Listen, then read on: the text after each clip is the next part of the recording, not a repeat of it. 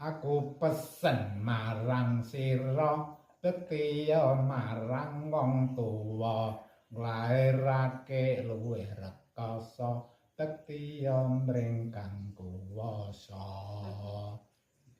wiwit sira isih bayi wong tuwa sing ngopeni nganti tumeka saiki isih katone gemati sholatullah salamullah ala toha rasulillah sholatullah salamullah ala yasin habibillah mangkat sekolah disangoni sandang pangan wis mesti mula sira wajib